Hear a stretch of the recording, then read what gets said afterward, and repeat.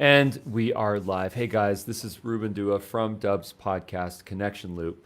And I am on with Randall Chestnut. Randall and I are going to get into this idea of unlocking our minds, unlocking our lives, based on so many things that are actually in our subconscious. So, Randall, if you please could just give me a short bio on yourself and then let's get into this. Right. Well, I grew up with two sisters, and if you grew up with siblings, especially, I'm the oldest male. We had a sign in our hallway that walked to the bedroom, and it says, "You don't have to be crazy to live here, but if you are, it helps." Anyone who has siblings knows that it can get crazy at times, and that's the way my life has gone. I started out, I was an intelligence analyst, and I moved from that to a flight attendant, and then I just fell in love with marketing as a flight attendant and left and started a marketing firm. And that's kind of where I've ended up. This the summarized version. Well, I mean, I love that journey because, first of all, I can relate. I have two sisters. I am a middle child, not an older, so that's a thing. But the idea of being in the service industry and providing support for people, and frankly, a way that people can protect their own lives, through education and through best practices, and of course, what the aviation organizations mandate. These types of things, those types of that type of empathy, that type of compassion, that type of servitude, I think is so important. And I feel inspired that you come from that background because I have a lot of respect for people that are in that profession. And frankly, I'm one of the very few people that actually listens to the educational piece before the flight takes off. Right. But what would you say that you learned on your journey? You've obviously traveled a lot. You've seen a lot of people. You've spoken to a lot of strangers. You have no problem creating relationships with strangers, I presume. Yep. And at some point I'm going to have to ask you: are you an introvert and an extrovert? We'll get into that later because I'm curious. Sure. But what would you say that your journey to creating your firm was? What did that look like?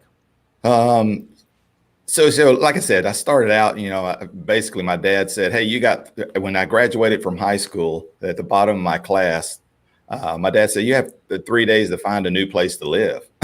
I'm like, "Oh, thank you for the graduation gift, Dad." And back then, some people have an idea. They want to go to college, what they want to be. And that's great. I had no clue. I was an entrepreneur back then. I had like 150 yards that I had mowed. And I didn't, back in the 80s, this word entrepreneur wasn't a word. It was just, I wanted a four-wheeler or a three-wheeler back then. So whatever I needed to do to buy that. Right. And so I'm like, well, if I got 3 days, how about I just join the Army? So I went down to the Army. I said, "Hey, I want to join. What do I got to do?" And they go, "Wait, you have to take this test so you can pick from these jobs." I'm like, "Okay, where's the test?" "Oh, you got to sign up for that." I'm like, "I need it today." So long story short, they end up working it out. I take the test. I come back the next day, and they said, basically, you can have any job that you want in our list of careers. And I'm like, "Okay, well, I want a job that I don't have to get my hands dirty. I don't have to work outside." And he narrows it down, and he comes across the one that says intelligence analyst. And I'm like, wow, that sounds like some spy stuff. I'm in. And it wasn't, but it was a journey that, I think life puts you in a place that you need to be, where when I joined and I did that position, and a funny caveat, my commanding officer was Captain Michael Flynn at the 111th Military Intelligence Brigade at Fort Huachuca, Arizona. And that was in 1987. So, he's what he ended up, growing into. So I didn't know back then that when you think of it, intelligence is a bunch of data. And I watched an interview you did with the Harmon brother, one of the Harmon brothers, the CEO, and they married data with design. And that's kind of the similar story. Back then, he's like, all an intelligence analyst does is gather data to form a story to give to someone that can do actionable things with it. And that's basically what good marketing is. Gather data, create some actionable steps, and then execute on the plan, and then go back to the data and let the data do it's the circle of life, so to speak, in marketing. In between those two, I did a job that on the surface, this was really honestly just to have fun, be a flight attendant, travel around the world. My buddy was doing it. He said, hey, you get to travel around the world, get paid, and there's beautiful women. Like, I'm a young guy. That sounds like a plan. But what I really gained from it was a perspective about people from all over the world. It's different cultures, from India to Pakistan to Latin America to different parts of Africa. And I learned that pretty much we all want the same things. We just have different cultures that get us there, and different, values, or beliefs. But the value system around the world is the same. Yeah, and what would you say? How would you say that it's all changed in terms of, Yeah, how we as a race, as a I know culture. exactly how it's changed. Humans, I mean, Aristotle said by nature, man is social. Mm, But what we have done, because we're just so brilliant at it, is advancing things that we have actually created technology that makes it easier for us to not be social. Like if you want a burger, you can have somebody bring it to you. You don't have to even talk to anybody. You don't have to drive a car. I mean, think about everything that is in our life that's becoming automated, and it's actually pulling those social bonds that we build and understandings between people. And it's really, in my opinion, and I'm not a doctor, but I do work in the field of neuroscience with other doctors doing marketing. That is a huge deal. hmm. And there's this post that you have that you put out on LinkedIn at some point where it shows a tape measure, and then it Yeah. shows how 1 inch is totally different from one tape measure to the next. And the way that I interpret that is interpretation, and Yeah. everything is subjective. Should the metal piece go on this side, or should it go on that side? Yeah, no, that's true. I mean, Right? life is always going to be about perception. And then perception is truth to you, but that doesn't make it true. Mm-hmm.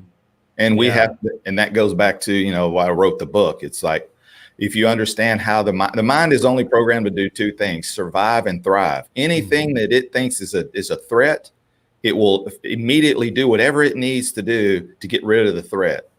Mm. And if it's something that helps you thrive, well, it'll push you towards that. Those are the only two things that your mind is programmed. The unfortunate part is that, over evolutionary times now, the threats that seem like threats to our mind are not really threats any longer. Like the public speaking is a perfect example. The reason that most people, and this, are afraid of public speaking is because they will be rejected. And Yeah. you go back in evolution, way back in time. If you were ousted out of the community, that was a death sentence. Mm. You couldn't survive. Yeah. Which is ironic that you fast forward and technically, you can't survive with mentally. You can survive physically without other humans and social interactions, but your mind will go crazy. Mm. Well, I think that this is why people are more afraid of dying than they are public speaking. Because fear of rejecting, getting ousted, or embarrassing yourself to a group, and now not just a small group in a Yeah, room or an online summit, but whatever social media is going to propagate after a result. That's frightening for a lot of folks. yeah. And how would you say that this idea of going back to our childhood, going back to our life experience, going back to our trauma, and understanding that allows us to actually liberate ourselves from that fear? Yeah, I was, there's I think it's called Brain Games. It's on Netflix. It used to be on Netflix, I'm a and they big actually fan. they actually had a doctor, and you may have seen this episode, where people who had phobias, and one of them was a phobia of spiders. What is that? Arachnophobia, Mm. and they could cure it in 2 visits. Mm. And what they found is that we think, and I thought this as well, that when we pull out a memory in our brains, it's like pulling out a book off a shelf and then you put it back in the same place. Well, what they actually found is that when you pull that memory in your mind and you relive it, and you go to put it back in your short-term or long-term memory, it actually recreates a new nerve and pathway. So what they ended up finding is this medicine that blocks. It's a beta blocker that blocks actually. So when it goes back in to remember that, you take this pill, which for heart disease, and it blocks the nerve and it doesn't recreate that memory again. And they come in the next time and they say, hey, we're going to go over to the room and touch the spider. And they say, I don't know why I'm not afraid of the spider anymore. And Yeah, well, I think that right there is, I think, one of the biggest opportunities to us. This idea of neurolinguistic programming, where we can actually rewire the way that our brains work. yeah, It's truly profound. It requires a commitment, and it requires a reframe. Anytime that we're in a traumatic situation, we tend to go back to that thrive, survive, fear, flight, freeze, and then we have, through parts of our brain, we make a choice. We say, well, we're going to do X or we're going to do Y. But to actually just breathe and take a minute to count backwards, or take a moment and to reset, is basically telling your brain to rewire that. And if you do that enough times, in fact, you overcome and you heal yourself. Most of us don't take it. It's literally a 3-second investment. Yeah, you're right. Absolutely. Because the I don't remember exactly which drug that's secreted that moment that someone says something that you have a visceral reaction to. And it secretes that immediate cortisol. Yeah, the cortisol. And you want to make what you have to do is let the cortisol dissipate in that 3 to 5 seconds. And then you could you could answer logically and not answer off of an emotion. Right. So, what do they say? Do something with your hand, do something in your mind, do something with your breath. Force yourself into that situation, Force yourself to actually take that 5 seconds and watch what happens when your amygdala gets put aside for a second, where you're not actually in a survival situation, and you're using the limbic system, which is more analytical, and frankly, the part of our brains that we're trying to work on the most to ultimately be better thinkers. Absolutely.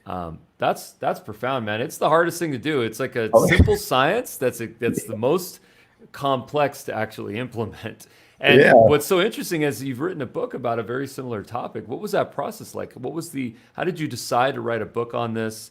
What were your catalyst points? What was the process like? Yeah. I originally set out, I just said, I'm going to write a book. It was kind of one of those, I had a list, like, I want to do all of these things. And one of them on the list was write a book.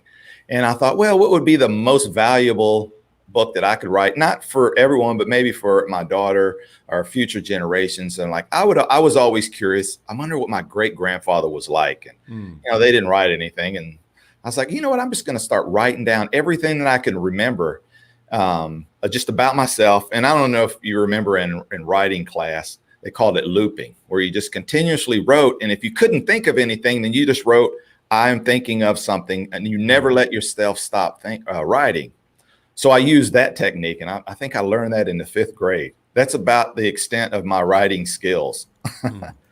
So I started writing about, I was like, okay, I'm going to think of the furthest memory is where I started that I can remember, and I'm going to write about it. And I'm going to try to remember how I felt about it, because that's what I really wanted to share, not just the actual moment, but how I felt about it. And then as I was writing it, then I remembered even further back. I remembered all the way back to, I was in diapers, and my mom was eating a cupcake, and one of their friends, she went to eat the cupcake, and she hit it, or he hit it, and it, put the cupcake on her nose. And I could feel, I could feel that my mom was embarrassed. She didn't say anything, but I could feel it even as a child. So I just started writing all of those things down. And as I wrote them, I found myself moving less away of telling my life story and wanting to tell, like, well, what made all of these memories? And it was, they were there. And it was just little key moments, a flower, a color, a smell. And I'm like, oh yeah, I remember that. And it was from that I started, like, wow, I think our brain does actually remember all this stuff. And then doing a little bit of research, and then it started forming into different chapters to back up the research. So it wasn't any formal. To answer your question, it's nothing formal. I just started writing it. And that was, that's the biggest part about doing anything. It's like the first creation in the mind. The second, you have to bring it to the real world. And that's it. Yeah. And then how has writing this book helped you to overcome things with your relationships in your career, getting over this idea of getting a piece of text like this out there to the world? What was that process like for you? Yeah, we're all fallible as humans. I mean, you can learn and do things. It's like they say a plumber. If you go to a plumber's house, they probably have a lot of plumbing issues. They don't actually fix their own house. Yeah. If I had to say the benefit of writing the book was I just realized that I had a skill I never even knew I had, which is writing. I go back and actually read the book sometimes because I wrote it a few years back. And I'm like, I said that? I thought that? He's like, I didn't even realize I had that thought in my head. And there's areas I'm like, what did I write about this? And I go back and actually take advice from myself in situations, which is, it doesn't sound like you would need to do something like that. But, life gets in the way. You have many other things pulling you in all different directions, other people needing your attention. At the moment I wrote the book, I gave it my full attention. Well, isn't it that, when we're a child, we are unadulterated, we are unfiltered, we are truly authentic, we're not, barred by humanity and by life, not littered with these ideas of, fear and that there's ceilings above us. And that, our younger selves, in fact, though maybe foolish and maybe naive, in fact, can teach us so many things in our older years, right? When we have more responsibilities. And, yeah, that is true. Yeah. I mean, we learn it from our children. We see it, and you see in your children. I don't know how old they are. I have a 12-year-old, and I see just little things that she does that I recognize from my childhood. And I try to cultivate things that society may think that you shouldn't be letting them experience those things. Nowadays, I grew up in the 80s, so it was I believe that was the best time to grow up in because I grew up in that era. What kind of BMX bike did you have? I had a Hutch, actually. Nice. I had a Diamondback. Okay, yeah, Diamondbacks, Hutches, those types of bikes were. If you had one of those, you were cool. Did you have foot pegs on the back pedals? I did, but I wasn't as good as other people in the neighborhood at it. Well, those were used for one of two reasons. Number one is for tricks, where you actually jump back there, and number two is the friend that doesn't have the bike yet, or a sibling or something. You want to give them a ride. That is so true. Yeah. So I recently, tapping back into my inner child, I actually put those foot pegs on my bike, and my kid is rides on the back with me sometimes. That's kind of a throwback. Oh yeah. I used to ride skateboard. I was much better at skateboarding, and I tried to do that as an adult, and those muscle memories, it's not there. I know I could do this. Yeah. Well, you saw some videos where I'm actually on a skateboard, and funny enough, I am a month and a half, almost 2 months now, recovering from a broken hip, where I actually bailed on my skateboard. So that's my story. But I will be back on it, and I made a poor choice. I was riding at night, and so I couldn't see a stone that kind of projected me, Newton's third law working against me. But nevertheless, I will be back on that board. So that's good. Yeah. My new question here is this idea of self-doubt. Where does self-doubt come from? Because there is this confidence barrier that I think we're all facing, and there's very little that separates us from hyper successful people or even hyper happy people. A lot of it is just being confident and breaking through trauma and breaking through self-created, self-imposed limitations. How do we get over self-doubt? How do we first understand self-doubt, and then how do we get over it? Well, I can, like I said, I'm not a doctor. I just read a lot. I read like 5-6 books a month, but that's where I get my knowledge from, and then I form my opinion. So what I'm going to say is just my opinion. It's not necessarily fact.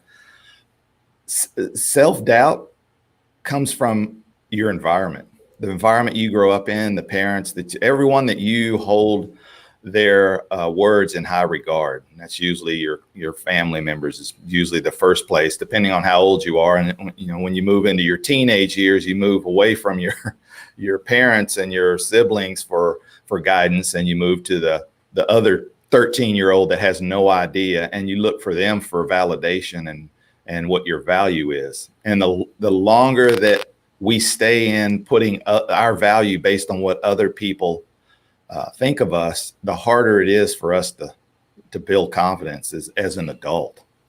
And that comes down to just being a good parent and being honest with your child and pushing them to do things, and understand that confidence is something that you build in yourself, and you don't get it from anybody else. You have to build that yourself. So you mentioned this idea of, pushing your kids, and I'm the product of that in many ways. And on some things it worked, and on some things it pushed me away, right? Yep. My parents pushed me to get into music, and now music is a part of my life. Everywhere I go, I've got music. In every direction of my life, there's some musical instrument, whether it's a guitar or a drum kit, or even keys of some sort, percussion most definitely as well. And my parents, in fact, pushed me to do the Suzuki method, which is a very conservative, very old school classical form, lots of Mozart. You might recall Minuet 1. This is like one of the basic songs in music, reading and playing. And I said, I don't want to do music. I don't want to play that stuffy instrument. I don't want to go to violin or piano. I don't want to do that. But they pushed me. And then I started to read music, and I started to understand it. And then I started to just feel it within. And then I moved, of course, to rock and roll. I got my first Rush album, Led Zeppelin. So I went in a different direction ultimately. But I always go back to classical. And I really connect to it. I listen to it quite often. When I now as a father, I find myself pushing my kid. Hey, listen, you got martial arts. You got to do it. Let's get this thing going. You're an orange belt. We got to progress you. And sometimes he doesn't want to do it. He just wants to watch his iPad on the sofa. My question for you is and of course, who is the expert at being a parent? But I'd love to get your opinion on this. What is your take on when we need to push our kids, when we need to push members of our team, and when we need to let them sort of discover something for themselves and actually just be a guide and step back? Right. That's probably one of the best questions that I've been asked. And I've done these probably hundreds of podcasts, live shows, and interviews. That's probably the best question I've ever been asked. I legitimately want to know. Yeah, no, that is a great question because I think all parents want their kids to have the best. I would say that as a parent and as an employee, it is incumbent on us to understand who our kids really are deeply and who our employees are. And you could only do that through conversation, like open dialogue that it isn't sitting down across from each other and say, tell me a little bit about yourself, son. That is never going to elicit. It's you're fishing and you're talking about as an adult, we're much better at hiding things, motives behind conversations than younger generations are, because we just have a lot more experience at it. But sitting there, maybe fishing and talking about what's going on in life and see what their reaction. Ask them, well, how do you feel about that? Not in a way that they feel like you're judging them, that you're actually asking them for their opinion, and really understand who your child is deeply. Are they like you were saying, introvert, extrovert? What things do they like? And make sure that you guide them towards those things. And I think it was Jocko Willink. He said when he was leading troops in his book, Extreme Leadership, that it's like bowling with the bumpers. You just make sure that they don't go in the gutter, and you kind of give them that space for them to roam around in. But you're still in control, but they still feel like they're have their own freedoms to do those things. And it's the same as an employee. You depending on how many employees, if you have 5 or 600, and you hear Gary Vee talking about this type of stuff, it's like you need to understand these people. Sometimes they're in the wrong spot and they have a better skill somewhere else. It's the same with the kid. You have to, but you still do want to push them outside of their comfort zone, because later in life they'll be more rounded people. As opposed to maybe they didn't like music, and now you know music, you know how to read music, you understand how important music and the arts is as a whole. Yeah. I don't know if that answered your question. So well said. No, I really appreciate that. Yeah, I really appreciate that. So what has been your process with storytelling. You obviously have a very rich life. By the way, I never had a chance to say this, but thank you for your service, by the way, years Oh, ago. thanks. Well, lucky But I was in before there was any. I was in between. I think they just came back from getting Noriega in Panama, and then it was when I got out, it was Desert Shield, not Storm. Okay, got it. Yeah. So you've seen things obviously in your life, and storytelling is a big part of your vibe. You know, literal storytelling through your book, Open Your Mind and Let That Out, but also in your content and creating videos and creating relationships with people. Obviously, LinkedIn, where you and I have initially connected. Right. My question is, what is your overall kind of overarching theme with your video process? What's the thesis that you're trying to convey here? What do you share in your content? Yeah, I'm curious by nature about everything. I don't think there's one thing that I'm not interested in. Like, I want to know about everything.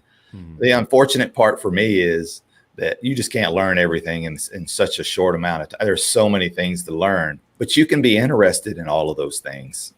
And being around people, from engineers who think differently than artists, and artists in painting, from music to in all spectrums, is I've just always been curious about into people and what makes them tick, and how one person can look at the exact same thing and come up with a total different perception of what that is. And trying to be cognizant of that what they tell you they see is true, because I believe by nature that people are good people, or good. There's evil in the world, that no doubt.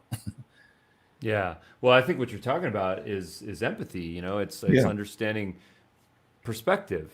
Right. It's when we lack empathy, all we see is our perspective, and if we look Yep. out towards someone else, we're not seeing anything from their perspective, and all we're Right. seeing is the way that they're reacting to the conflict, which Right. is probably a little unfair. No, yeah, I agree. But I'll add this to empathy, that if you look at the great minds, from Socrates to Marcus Aurelius to Thucydides, Newton, you name all of them, they all had one thing in common: they all questioned the norm. And too much empathy, you unknowingly don't question the norm; you just accept it. And the people who changed the world, at the moment that they changed the world, no one liked them. The whole world did not like. I mean, you can go back to Jesus, or if you believe, you name anybody who was a profound impact on humanity. At the moment that they did it, they didn't like them at all. It took generations to emotionally detach themselves from those moments and not have a vested interest in it, or just a philosophical interest in it, to pull themselves out. And that's all of them. Aristotle, Socrates, I mean, he drank the potion to prove his point. And I think we find ourselves, we're no different than, you could go back thousands of years, and if you could look at the political, going on in Rome, or the Byzantine Empire, or the Egyptians, it was exactly the same as today, because our brains have not changed. The part that makes it a little different is that we have too much information, and that information is controlled by a small group, and it's information that influences people's perceptions. And we have to use our brains and be thinkers, which is hard because it uses actual energy, and we're lazy by nature. So we accept what somebody from Yale told us, or from Harvard, and I'm not disparaging that by any means, but that's lazy. We say, well, he's from Harvard, he must be right. Yeah. Whichever side of the coin it is, because there's always two sides of every coin. Right. And right. Well, I mean, my takeaways of that are that it takes confidence. It takes confidence, and it takes overcoming of self-doubt. Yeah, and you know something that I want to say this for you and your team.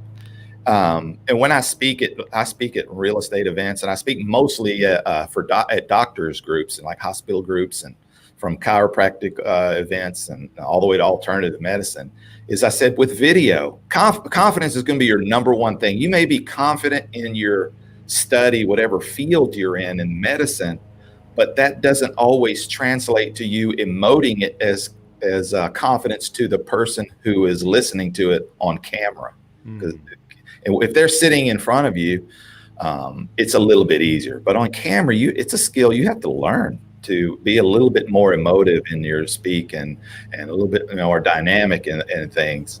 And your platform, Dub, that you created, unknowingly gives people, when they create these small little micro videos to share with either strangers or people in their work group, unknowingly they get better at it, a little at a time. And it builds confidence, because if you can be confident on camera, in person you're twice as confident. Yeah, isn't that true? Yeah. Yeah. Well, Almost. Go ahead.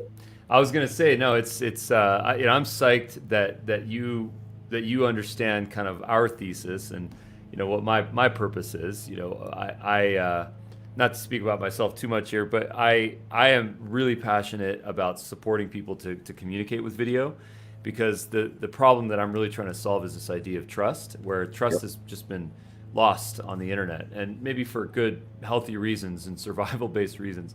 But it's very difficult to really connect with someone virtually that you haven't spoken to, and eventually even do business with them.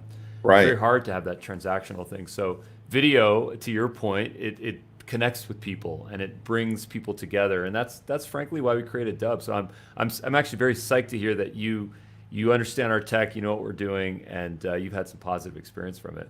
Oh yeah, no doubt. Yeah. What are some stories that you might share, sending a personalized video to someone? What kind of result has that given you? Well, I initially did it with it was a physical therapy group that I had signed up, and they had someone that was non-technical, and getting on the phone and describing to someone how to do a super simple task that is simple may not necessarily be simple to them.